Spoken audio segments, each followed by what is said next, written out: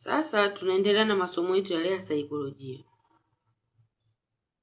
Hatua 8 za ukuaji wa mtu. Hatua 8. Kwa hiyo hatua ya kwanza ni mwaka 0 mpaka 2. Hatua ya kwanza mwaka 0 mpaka 2. Mtoto anahitaji upendo, usalama, chakula kutoka kwa mama yake, hasa maziwa. Ni muhimu hasa kunyonya maziwa ya mama yake kama mama yake ni mzima na ana afya njema. Na anahitaji sana usalama. Kwa miaka 2 mpaka 0 mtoto anahitaji usalama.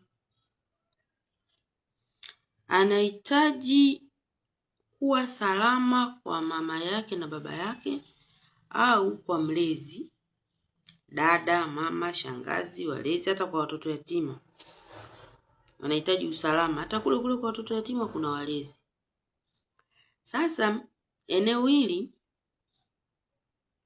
ndio mwanzoni kabisa linalowafanyaga watu wawe makatili. Tabia yako mbaya uliokuwa nayo leo haijaanza leo, ilianza toka ndani kwenye nafsi yako ulivyokuwa mtoto. Mazingira ulioishi toka ulivyokuwa mtoto. Ulikuwa kwenye mazingira ya usalama au ulikuwa kwenye mazingira ya hofu, ya kujilea mwenyewe, mama anakuacha, sijui mazingira yale sijui yakoje. Watoto wengine wanaachwa kiolela. Hata wana maisha mazuri, hata baba yupo, mama yupo, lakini watoto toka wakiwa wadogo wajisikii usalama, wanajilea wenyewe, wanakaa na watu ambao hawatengenezei mazingira ya kuwa salama kifikra, kinafsi, kimoyo, kiroho. Kwa hiyo kuna haja ya watoto kujisikia salama. Na hapa inahitajika upendo mkubwa sana, kwa sababu ubongo ndo unaanza kuumbika vizuri hapa mtoto anapofika duniani. Kwanza anaanza kuhisi toka tumboni mwaka 0, akija duniani ndo ubongo unakomaa zaidi. Sasa miaka 0 hadi 2 watoto hawa tuwape usalama na wajisikie kwamba wapo kwenye usalama, wasije wakapata magonjwa ya hofu, magonjwa ya mashaka. Hata sonona pia huwa zinaanzia hapa. Msongo wa mawazo. Wengi tuliasiliwa na sonona toka tukiwa wadogo, ila ilikuwa haijatambulika. Kukata tamaa kunaanzia hapa. Kila kitu kinaanzia hapa. Kwa hiyo kumbuka miaka 2, mwaka 0 mpaka 2, mtoto anahitaji usalama.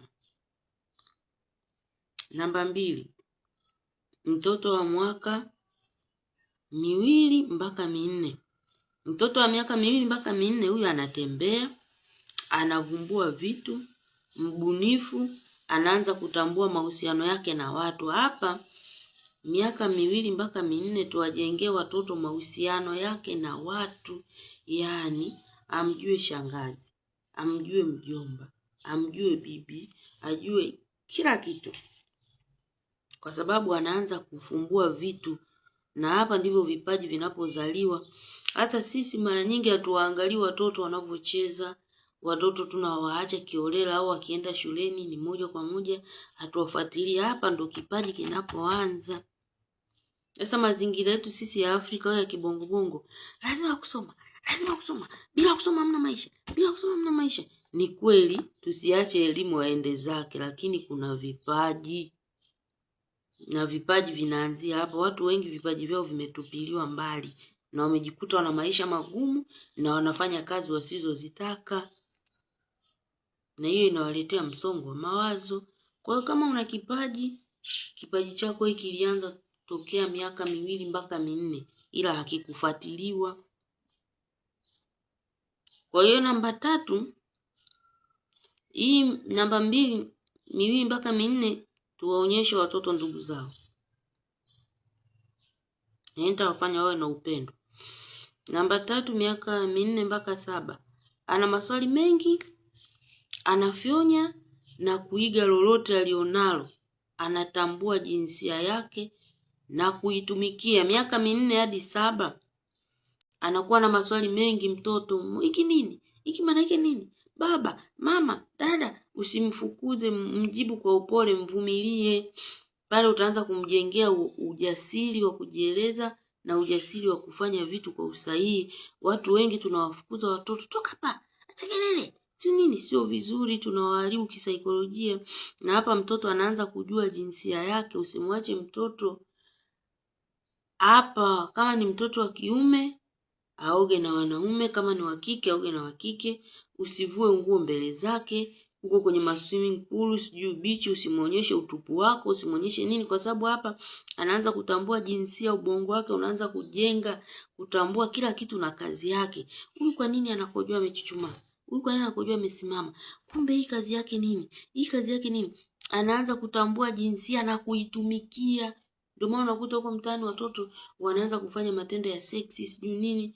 Sio kwamba wameona, wapo sawa wameona, lakini mara nyingi anaanza kutambua kila kiungo kazi yake nini. Ndivyo ubongo unavyoundika na kuwa imara.